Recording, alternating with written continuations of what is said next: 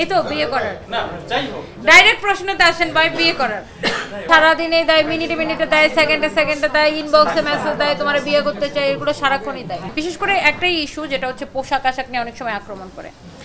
এখন দেখেন পোশাক আশাক অবশ্যই মানুষের ব্যক্তিগত চয়েস। তারপরে আমি যে পোশাকগুলো পরি, যেমন এটাও আমি আমার কোম্পানির পোশাক পরছি, আমি কিন্তু আলাদা করে টাকা দিয়ে কাউকে আমি কি বলে যে নিয়ে আসি না। ওই যেটা হইলো যেমন কোনো মডেল নিয়ে আসি না, কোনো ইনফ্লুয়েন্সার নিয়ে আসি না, কোনো ব্র্যান্ড প্রমোটার নিয়ে আসি না, কারণ এক্ষেত্রে আমার বিজনেসের কস্টিং অনেক বাইরে যায়। আমি অন্য কাউকে টাকা দিয়ে প্রোডাক্ট পরাই না, আমার নিজের পোশাক আমি নিজে পরে প্রমোট করি। সো মানে সব কিছু আমার কি পার্ট অফ বিজনেস। সো এখন এটাতে এখানে কিছু মানুষ নেগেটিভ মন্তব্য করতেই পারে, বাট এটা আসলে আমাকে আগেও থামাইতে পারে না, ভবিষ্যতেও থামাইতে পারে না। আজকাল যেটা বিষয় হয়ে গেছে যে আপনি কাউকে কিছু দিচ্ছেন, কাউকে হেল্প করতেছেন বা কোনো কিছু করতেছেন, এইটা সোশ্যাল মিডিয়াতে ছবি না দিলে মানুষ বিশ্বাস করবে না যেটা আপনি করতেছেন, বা মানুষকে বিশ্বাস করাইতে হবে জানেন না তুমি কিছু করতেছো না, আবার দিলেও বলবে তুমি শো অফ করতেছো। তো আমার কাছে মনে হয় যে আমরা যখন কাউকে কোনো হেল্প করি বা কোনো কিছু করি, সেটা আসলে আল্লাহকে সন্তুষ্ট করার জন্যই করতে হবে এবং সেটা মানুষকে না জানাই করতে হবে। আমার স্বামী আগেও সাহস ছিল, এখন আমার স্বামী সাহস। আমার স্বামী আমাকে এত ভালোবাসা দিয়ে গেছে যে আমার আসলে আর দরকার নাই নতুন করে কোনো সাহসের, অনেক সাহস। অবশ্যই মনে পড়ে, আমি প্রতিদিন কবরস্থানে যাই তাকে দেখতে। দেখেন বাংলাদেশে এত আপডেটেড সিস্টেম, এখন আপনি চাইলেই কারো সম্পর্কে তথ্য বের করতে পারেন। আমি আমার হাজব্যান্ডের কোনো টাকা পয়সা নিছি, এটা যদি কেউ প্রমাণ দেখাইতে পারে আমি ফেসবুকে চেহারা দেখাবো। তো আপনি বের করেন না আমি আমার হাজব্যান্ডের থেকে কিছু নিছি কিনা বা কিছু পাইছি কিনা। সারাদিনে দেয়, মিনিটে মিনিটে দেয়, সেকেন্ডে সেকেন্ডে দেয়, ইনবক্সে মেসেজ দেয় তোমার বিয়ে করতে চাই, এগুলো সারাক্ষণই দেয়। এই তো বিয়ে করার ডাইরেক্ট প্রশ্নতে আসেন ভাই, বিয়ে করার বিয়ে নিয়ে পরিকল্পনা কি? এটাই তো বিয়ে নিয়ে পরিকল্পনা। পরিবার থেকে কোনো চাপ বা আপনার নিজের কোনো মতামত? আমি ভাবতেছি যদি ডোনাল্ড ট্রাম্প আমাকে বিয়ের প্রস্তাব পাঠায় তাহলে আমি একটু ভেবে দেখবো। আমার ভাইরাল হওয়ার দরকার নেই, আলোচনায় থাকারও দরকার নেই, কারণ আমি ভিউ দিয়ে কোনো পয়সাই কামাই না, আমার কোনো ভিউরই দরকার নেই।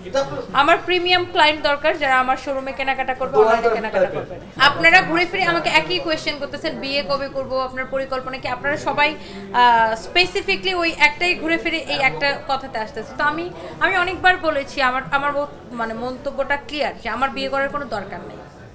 বাংলাদেশে এরকম অনেক উদাহরণ আছে ভাইয়া, যে বাচ্চা পেটে রেখে নতুন বিয়ে হয়েছে, বাচ্চা পেটে হাজব্যান্ড মারা গেছে, ওই মহিলা বাচ্চা হওয়ার পরে বাচ্চাকে বড় করছে, জীবনে বিয়ে করে নাই। অসংখ্য আমরা শুধু নেগেটিভ উদাহরণগুলো কেন দেখি? যে একজনের যে 6টা জামাই পাল্টাছে আমরা ওই উদাহরণটা কেন দেখি?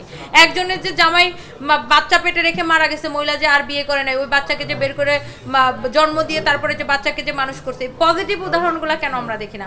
আমি পজিটিভিটিটা নিতে চাই, নেগেটিভ কিছু দেখলে আমি ব্লক করে দিই।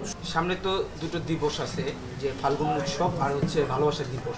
দিবসগুলো কিভাবে উদযাপন করেন বা কি ধরনের পরিকল্পনা থাকে? আগে তো আমি ভ্যালেন্টাইন ডেতে আমি আমার হাজব্যান্ড দেশের বাইরে যেতাম, আমি প্রতি মাসে দেশের বাইরে যেতাম, আমরা এত ট্রাভেল করতাম। এখন যেটা হবে যে এবার তো শবে বরাতে বাসায় থাকবো বাচ্চাদের সাথে, শবে বরাতে নামাজ আছে জানেন, বাসায় থাকবো। তারপরে আপনার এই তো বাচ্চাদের সাথে, এখন আমার সবকিছু আমার বাচ্চা রিলেটেড। আমি দেখবেন যে আমার লাইভের মধ্যে দেখবেন আমি একটু কাজে সময় পাইলে আমার ড্রাইভারকে বলে আমার বাচ্চাদেরকে বাসা থেকে নিয়ে আসো, মানে সারাক্ষণ আমার বাচ্চাকে আমি সাথে রাখতে চাই।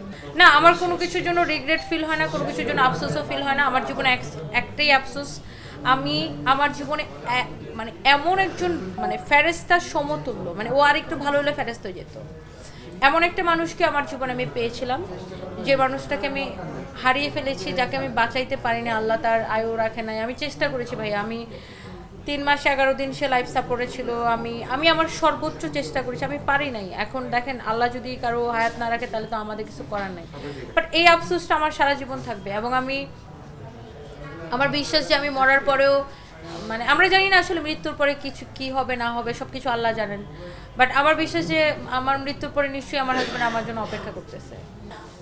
আমরা না নিজের গণ্ডির বাইরে ধরেন চিন্তা করতে পারি না। ধরেন আমি যেই জায়গায় থাকি ওই পরিবেশের বাইরে কিন্তু আমি চিন্তা করতে পারি, নিজের শিক্ষা দীক্ষা পারিবারিক শিক্ষা থেকে এর বাইরে চিন্তা করি না। কিন্তু যারা কমেন্ট করে নেগেটিভ, ও কিন্তু ওর গণ্ডির বাইরে আমাকে কমেন্ট করতে পারতেছে না। ও জানে না যে কিভাবে একটা বিজনেস রান করতে হয়, কিভাবে স্ট্রাগল করতে হয়। ও মনে হচ্ছে তুমি কাজ থামায় বাসায় বসে থাকো, বাট আমাকে যে কোটি কোটি টাকা পেমেন্ট করতে হয়, আমার যে অনেক রেসপন্সিবিলিটিস, তো এগুলো তো আসলে মানে ওরা বুঝে না, বুঝে অনেকে কমেন্ট করে। আবার